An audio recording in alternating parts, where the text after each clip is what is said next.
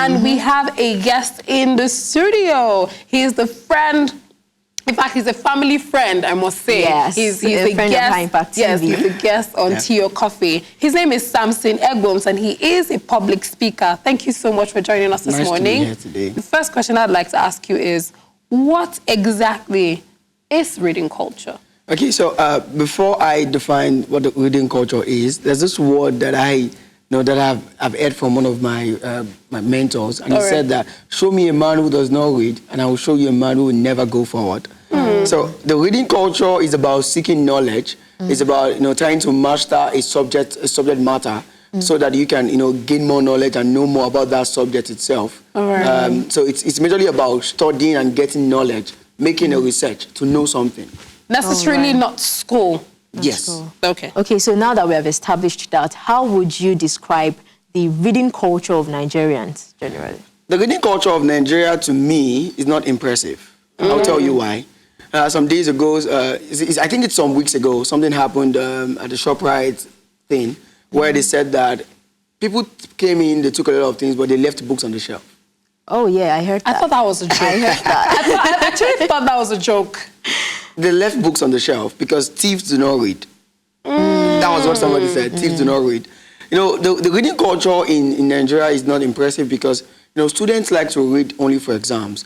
If you give somebody a book, I have somebody who gave, a friend a book and he hid money inside that book, but the friend never found that money because he does not read. So the reading culture in Nigeria is not impressive at all. It's not impressive. Our youths are out there, they have time for distractions, social media and so on. They are not ready to read. That's a very interesting one. I actually thought that the story on the mall that was being ransacked when I saw it on Twitter, and sometimes people just create stories on Twitter and then they put that they ransacked the stores but they did not pick the books. I felt it was a very... I kind of believed it because, of course, I have people around me. I tell them, okay, let me give you this book to read. They are like, well, how does it contribute to my life, to the economy of my bank account? How does this book add to my bank account and all? And I'm like, okay, sorry. Okay, so I'd like you to explain some certain things here. Now, we already know what reading culture is and how important is it for you to apply this to your daily life? You like it or not, making research is what pushes people forward. But a lot of people don't understand that. They just feel like, once it's not school, once it's not giving me money, so why should I even know about some other subject matter? That's why some people are there. So how important is it for you to apply reading into your daily life? When I get to talk to teenagers and youths, I usually tell them that a 10-year-old kid in Nigeria is not competing with a 10-year-old kid in Nigeria. A 10-year-old kid in Nigeria is competing with a 10-year-old kid in Europe. Okay. So therefore, if you want to compete on the global standard, you have to read. You just have to read because you can't go out there and start saying things that are not so sound, things that are not so good. So you have to go out there and say things that people will listen to you and say, wow, this guy is making a lot of sense. Right. Reading can help you in your daily life. I, as a person, I study statistics, but then I do not use statistics right now. Just because while I was 14, I read my first book on public speaking, How to Speak and Influence People by Dale Carnegie. And I've read a lot of other books like that. So right now, today, I get to, the things that I've read 14 years ago, it comes back to my mind. Yeah, just because I read a lot. Any situations that happen around me, I will tell you, there's always a quote for it. The reason is I've read a lot of books on quotations. So when you invest into yourself, when you invest into your personal goal, you can stand out anywhere. You do not know what opportunity you have tomorrow. But if you're not a reader, you can just start picking up books to read because you don't want to disgrace yourself. But if you're a reader, they call you, you have an interview tomorrow. You're like, I'm ready. Yeah, because you have been investing in yourself over time. A simple drop of water forms an ocean. True. So the more you read, the better you become as an individual. So basically, reading affords you an opportunity to anything, open doors for you. Yeah. That's a good one. Yeah, you said earlier that you do not find the reading culture of Nigerians impressive. Yes. So what would you say are the factors that are responsible for this? As for me, I would say that there is no excuse whatsoever. But then, I believe that there are some factors that are affecting us. The first factor I would like to say is poverty. Okay. An hungry man cannot read. Yes. So if you are hungry, you cannot read. So poverty is one of those issues that are actually affecting us in this country when it comes to our reading culture. And the second thing is unconscious parenting. A lot of parents are not conscious. You know, they believe, okay, just go to work, come back, provide for your kids, let them have a nice food and so on, without looking into their lives. Like, what book do you read? I have a doctor friend who, you know, before you sleep in his house, you have to read. His kids are just 8 and 5. But those boys, they need to read. When you wake up in the morning, you must read a chapter of the book. Either you feel sleepy or not, you must read. That's the discipline in the home. So only conscious parents can think about that. Other parents can say, oh, I just subscribed to the TV. Go ahead and watch your favorite cartoon. That is not conscious parenting. Yeah. So the other factor affecting us is unconscious parenting. That is after poverty and unconscious parenting. The next thing is lack of encouragement. Okay. Yes. So in this country, we can put 60 million naira on a TV, on a reality show, and say the winner gets 60 million naira. But then you can give the first class student from Uniben 10,000 naira. No, let's look at that. So, as that can come to a point of the student look at themselves and say, if somebody is getting 60 million naira for being on a reality show, then what about me going to school? What's the essence? What's the essence of reading? Okay. So that lack of encouragement is one of those things affecting those affecting people, especially individuals from Nigeria, for not reading. Okay. Now, talking about unconscious parenting, do you think, because this thing comes to my mind, like, is it because parents do not allow kids to read what they want to read? You know, these days we've established that sometimes it is not just about the academic books all the time. You know, they want you to read your physics, your chemistry textbooks and all. Meanwhile, you want to read something on philosophy, you want to read something on art, you want to read something on... And, you know, when you're being, as a child, when your interest is being taken away from what you're really interested in, you do not want to... Your brain is not open to what they're asking you to read in. Because do you think that is also a contributing factor? I think it's a contributing factor. Okay. But then, as a parent, you know, I would be so excited if my kid is picking up a book on philosophy. You know why? Because it gives me an understanding, or it gives me a hint that I think this kid would possibly like philosophy. Okay. So you have to find what the passion, what the hobby of that kid is. Okay. It's all about time management. So if I have a kid now, and there's a timetable that says that on Mondays and Tuesdays you read your school books. Okay. On Wednesday you pick up a book on a subject that you love. So I would look forward to looking at the book that the kid will pick up, because that would help me know, I think this is where he or she belongs. A lot of parents do not have that time to actually consciously tutor their kids. So what can they do? I think what you've just said right now is very correct, because it's not easy. It's not easy to go out there, get food for those kids, yes. Pay their school fees and so on, and still have the time for them. But then it is possible. Okay. It is very possible. I have some friends who, they will take their kids to the book club every week. All right. Every Saturday.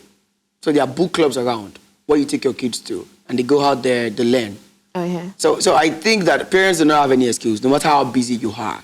You should look out for other things that you can do. There's always a way out in every problem. So just like look out for book clubs or weekends when you're not so busy. Spend some time with the kids. So I think that would solve the problem. Okay, now, someone came on the show some time ago to talk about the fact that most kids nowadays tend to do Instagram more than they do Facebook, because, of course, before you can post anything on Facebook, you have to read, but Instagram just take pictures and use some hashtags and all. Captions, so do you think the internet has contributed to the poor reading culture of Nigerians? The internet is a huge distraction. Okay. Not just to the teens or the youth, but to individuals too. Okay. Even parents. I have people who do not, they don't read from the beginning to the end. The internet has caused something we call, the ability of skimming. People do not really read. They just skim the title. Skim through. And they skim through. Yeah. So the internet has contributed more to the poor reading culture. Okay. But I think there are always way out of issues like this. Yeah. The internet on its own is a distraction. For those who know how to manage their time, there's a time you open Instagram and you're stuck to Instagram for 1 hour. Oh, even because more. Because you're not conscious. Even more, yes. Even more. There are apps right now called productivity apps that somebody can get from Play Store, Google Play Store, that will tell you, when you spend 30 minutes on an app, it tells you, warning, you're spending too much time here. Yes, yes. Yeah. So I know that the internet is a huge distraction. And in fact, You know, a lot of people have, a lot of teenagers and youth have big phones that are more than their age. Yeah, I don't support that a 10-year-old kid should have an Instagram or a Facebook account right now. That should not be a focus. Okay. You know, I know some parents who they restrict the internet access to only Google. All right. So it means that you can only Google stuffs, Google and YouTube. So you cannot go to Instagram and social media platforms to look out for, because it is a distraction. And it is affecting a lot of people right now. They don't get to read because they can spend 1 hour, 2 hours on Instagram. Okay, so let's look at it from a different direction. Apart from hardcover books, we have ebooks. And this can only be gotten on the internet. So I don't want to believe that the internet is a huge distraction in itself. There should be some sort of advantage where, you know, it should be a win-win situation. So how can that be gotten? How can you? Okay, I think we would have said that the social media is a huge distraction, not the internet. Exactly. Okay, that is what it should have been. So you know, there are a lot of books you can download from Google and a lot of places. And I, as a person, I like to read books by, you know, while I was coming, I had my earpiece plugged. All right. So audiobooks. Yes, exactly. audiobooks, they work faster for me because you know, while on the journey, while doing other stuff, I can read and I can learn while doing that. Okay. You know, there are a lot of opportunities. There are millions and millions of books that are on the internet. You don't have to pay a dime for these books. And, you know, the thing is just that people are not researching. You know, when you don't have interest for something, you will never find a way out to learn that thing. So those guys are not interested in learning in the first place. Oh, yeah. Because they feel that, think money, that is the drive. Even when you look at the youth right now, what a lot of them want is just the money. Sure. Not living a life of value, not even a life of purpose. That is why some rich people can be depressed. Because money is what matters to them, not what you feed your mind. And in this world that we have right now, if you do not feed your mind, a time is coming when your mind will be so empty. You have a lot of money in your bank account, but then your mind is empty. And the money in your bank account cannot feed your mind. You're now left to thinking, I don't know, what is my, where am I coming from? What is my purpose? Yeah. So that is why a lot of people that are, you know, well-known, have a lot of money, they're not even a life of purpose. Yeah. And talking about that, there is this saying in my language that says you don't have money, you are telling us you have an idea. What's the purpose of your idea when you don't have money? So nowadays we see that people worship rich men, even though they don't have anything in their heads, so to speak. But for those people who are brilliant, for those people who are enriched in their minds, people tend to disregard them. How do we correct that in our society?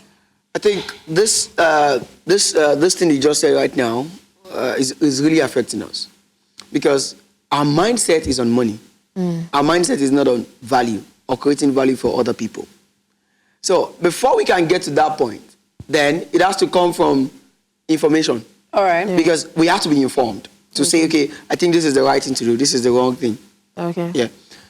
A lot of people worship rich people, but then I can tell you that even if I don't have a lot of money in my bank account, wherever a rich person stands and I stand there, I can beat that rich person because I know stuffs, because I know what I have inside me. But it's not always about the container, it's about the content. Okay, so let me interrupt you a little bit. All right. If you are, now I'm going to use your analogy. Yeah. You stand right beside a rich man, you have a lot of things inside of you, but the other person right beside you is very rich, he's known, he's famous, but doesn't have so much.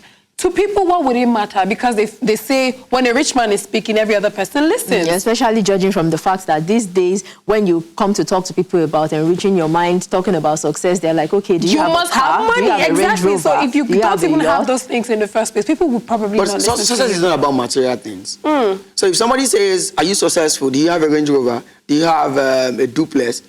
That is not, you know, definition of success is different to everybody.